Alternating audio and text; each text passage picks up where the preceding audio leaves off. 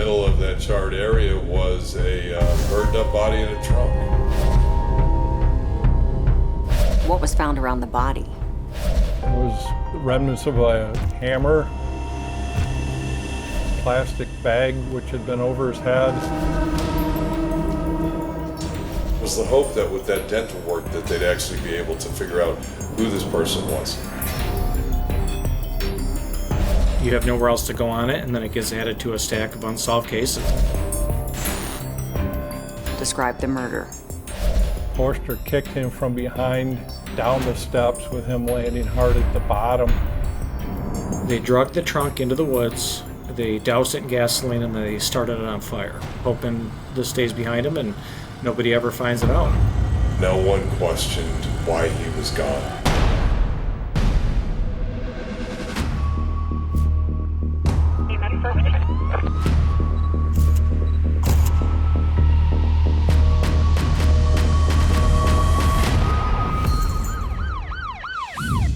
Hi, I'm Nancy O'Dell. Today's Crime Exposé takes us to Charlotte, Michigan. In this little town of barely 7 miles square, a long-term love affair collapsed abruptly when both partners vanished into the night.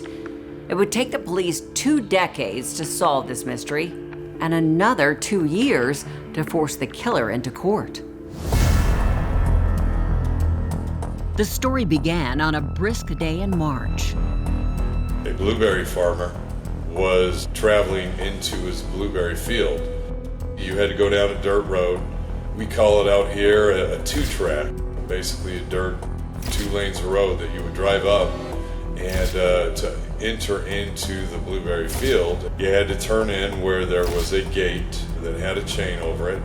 The farmer headed through the gate, looked to his right, and noticed that a chunk of his property had been burned to a crisp.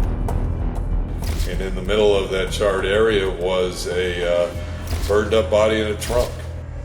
So the blueberry farmer basically looked at him a minute and said, this can't be true, and drove into his blueberry field and kind of did a lap around his blueberry field, hoping that when he came out that, he would either discover that this was some sort of prank or it just wouldn't be there at all. It was no prank. The body was a deceased male, burned beyond recognition and dumped inside an old footlocker. One phone call later, the county sheriff's office arrived on the scene and began a careful inspection of the terrain. A lot of things to process at the scene. There was obviously a flammable liquid used, so we processed the part as an arson scene. What was found around the body? It was remnants of a fiberglass hammer just outside the locker, a ratchet wrench handle inside the locker with the body. There were portions of a nylon rope located around his neck, burned up plastic bag which had been over his head, fragments of a wooden baseball bat in the box, what was left of his clothing on him. The body was extensively burned. And you found something underneath the corpse as well, correct? When we lifted up the footlocker, there was also a partially unburned section of like a couch cushion also. Who was the man in the footlocker, and why was he lying in the middle of nowhere? This is one of the ultimate questions that we'll probably never get the answer to, but why they picked the spot that they did to ultimately dispose of the victim. After harvesting what they could from the crime scene, investigators chased several promising leads. They canvassed the area. They could smell accelerants, gasoline. They looked at all the gasoline stations around there to see if there was anyone during that time. Was there any type of videos? And they looked for anything they could. Nothing useful turned up at any of the local gas stations. Another possibility, the victim had been a migrant worker. Ottawa County is a large agricultural area, and so they checked all the immigration, the immigrant camps that were around to see if anyone was missing. But no one was missing at that time.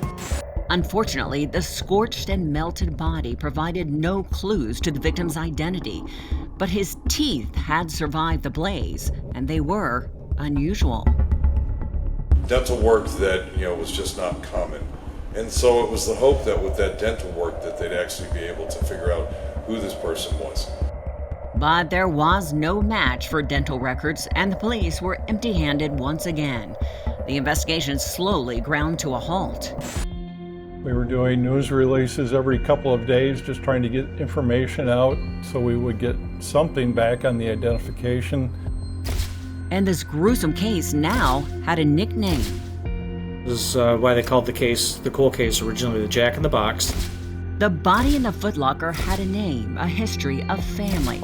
But for now, this Jack in the Box remained anonymous. The case sat on the corner of my desk, and I'd pull it out and look at it and pour through it, and we would try and come up with new ways, new databases to access to try and find information on who it was. We met with the state police and their teams on all their databases, but we just weren't hitting on anything at that point. It gets to the point where we really didn't have a lot more to investigate. Normally we don't have a lot of cold cases. So this is one that, obviously it was very, very unique. One of the big things with cold cases is typically cold cases don't get any better with age. That's why they're called cold cases. Eventually all the leads run out, and you have nowhere else to go on it, and then it gets added to a stack of unsolved cases. Detectives wanted to unmask the killer, someone so disturbed that they would brutalize, discard, and cremate another human being. I received a couple of emails one evening that she possibly had some information about a cold case.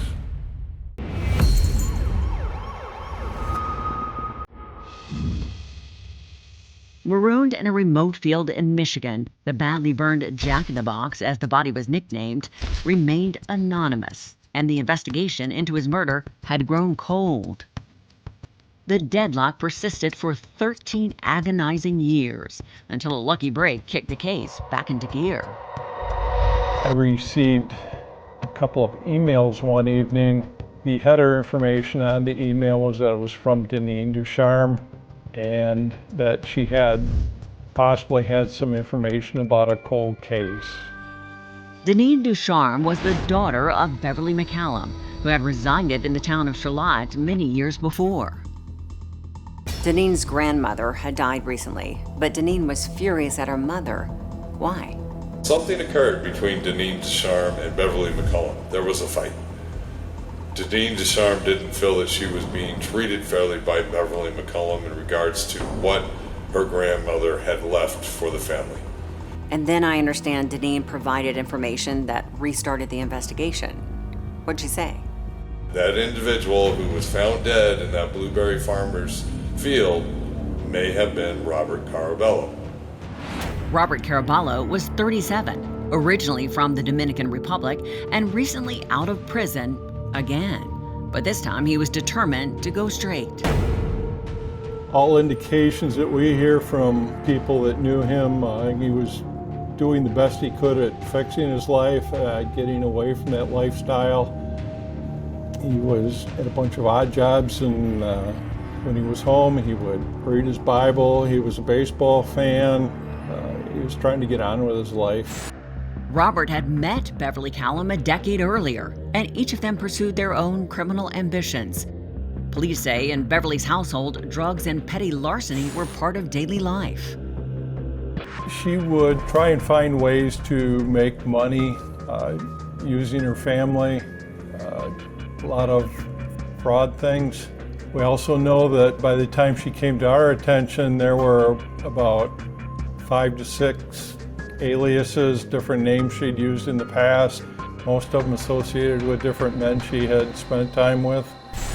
One of those men she spent time with was Robert Caraballo, but their relationship was far from perfect. From what I could gather, it was a volatile relationship. When Beverly McCallum wanted to fight, he basically would just go down to his basement to get away from it, that he wasn't going to participate in the fighting anymore. Beverly's daughter, Deneen Ducharme, was also tired of fighting and living a life overloaded with theft and drugs.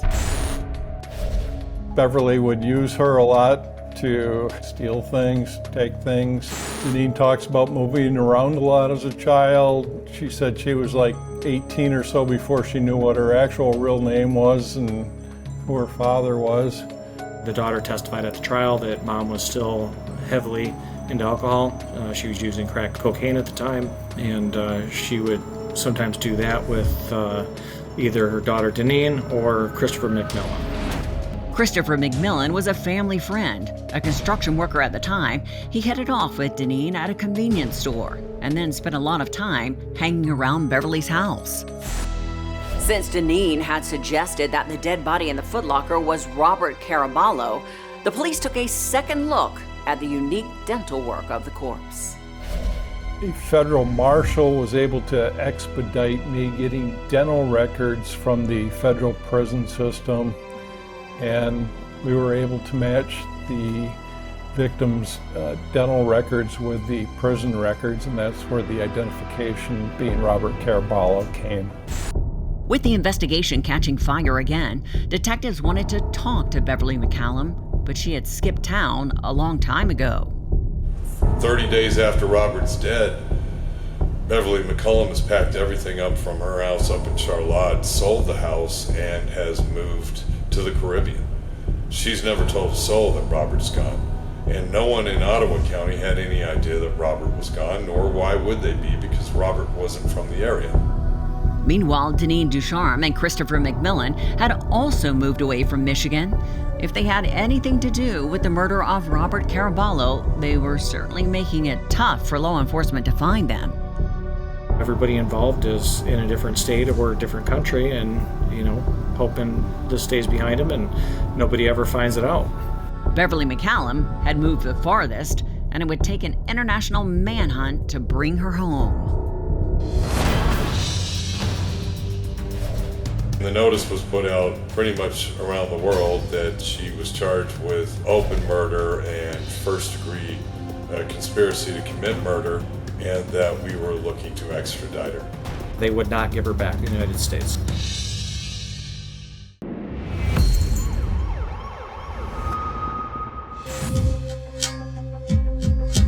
Law enforcement wanted to talk to Beverly Callum about the murder of her lover, Robert Caraballo, also known as the Jack-in-the-Box. But Beverly, always an eager traveler, left town, flew overseas, and was rapidly collecting new passport stamps in Jamaica, Pakistan, and Italy. The notice was put out pretty much around the world that she was charged with, open murder and first-degree conspiracy to commit murder, both life offenses without the possibility of parole, and that we were looking to extradite her. The Italian police captured Beverly, but she had one more card to play. She appealed to the European Union for help. Their Human Rights Commission refused to extradite Beverly on a charge of murder one. Without agreeing to change those charges to second-degree murder, they would not give her back to us. And so ultimately we decided to do that because our job is to seek justice for victims and families of victims. And after fighting for almost 2 years, we were able to finally get her back to the United States. Maybe now investigators could answer the critical question: how did Robert Caraballo end up burned beyond recognition near a blueberry field in Michigan? The two 20-somethings within Beverly's domain, her daughter, Deneen Ducharme, and friend Christopher McMillan, were already chatting with police. And the house of cards that was Beverly's complicated life began to topple quickly, starting with Christopher McMillan. Detectives go and knock on his door, and within 5 to 6 minutes, Chris begins to confess. And he pretty much gives a full confession over the 3 or 4 interviews that he has with the detectives, and is finally arrested. And after he is arrested, he admits that what he did was a crime, and agrees that he would testify for the prosecution against Deneen Ducharme and Beverly McCallum. How did Christopher describe the murder? He and Deneen were down in the basement of the home, and they could hear Robert and Beverly arguing upstairs. And the next thing they knew, he was starting down the steps, and Beverly pushed or kicked him from behind down the steps, with him landing hard at the bottom. Police say Beverly, ever manipulative, had convinced Christopher and Deneen to help her execute Robert Caraballo. That's when McMillan, if you would believe his testimony, he had this bat that he swung at the victim. He intentionally missed, according to him. Deneen grabbed a hammer at that point and began striking Robert in the head. Apparently she's not hitting hard enough, so that's when Beverly starts screaming, "Give me the hammer, give me the hammer." Beverly took that hammer and proceeded to strike Robert multiple times on the left side of the head. Robert was laying on the ground, unconscious, bleeding profusely. Beverly put a plastic bag over his head, and they tied it around his head with a rope they had there. He was still breathing. He could still see his chest going up and down very, very slightly. He could still see the bag over top of the victim's head moving somewhat. And then after about 2 minutes, he just stopped breathing, and at that point, he would have been dead. And then it was time to get rid of the body. They loaded it up in this old metal footlocker that Beverly McCallum owned. They put it into a van. And then they drove 100 miles to a blueberry field near the coast of Lake Michigan. They dragged the trunk into the woods. They doused it in gasoline, and they started it on fire. Then they took off. They left the scene. Christopher McMillan would testify against his accomplices in exchange for a minimum 15 years in prison.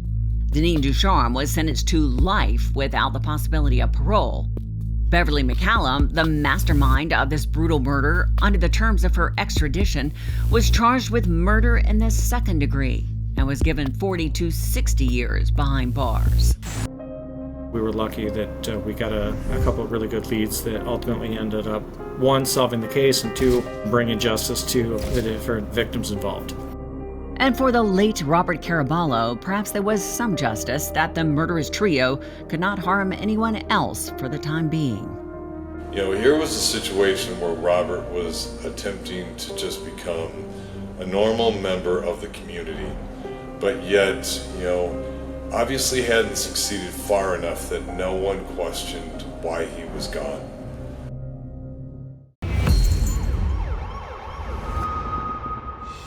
It took 20 years, but Robert Caraballo, aka the Jack in the Box case, was finally closed. Beverly McCallum was grounded, her jet-setting ways now confined to the walls of the prison in which she was incarcerated. And now, it's time for today's Safety Spotlight. While disagreements and arguments are a natural part of family dynamics, it is crucial to recognize when such conflicts escalate into verbal and emotional abuse. This often serves as a warning sign that physical violence may follow. Additionally, engaging in a relationship with someone involved in criminal activity can heighten your risk of violence and entangle you in their illegal actions. If you find yourself in an abusive relationship with a family member or partner, or if your partner is involved in criminal activities, it is important to consider ending the relationship and notifying the authorities. For further support and resources, reach out to the National Domestic Violence Hotline at 1-800-799-SAFE. For all of us at Crime Exposé, please join us next time and stay safe.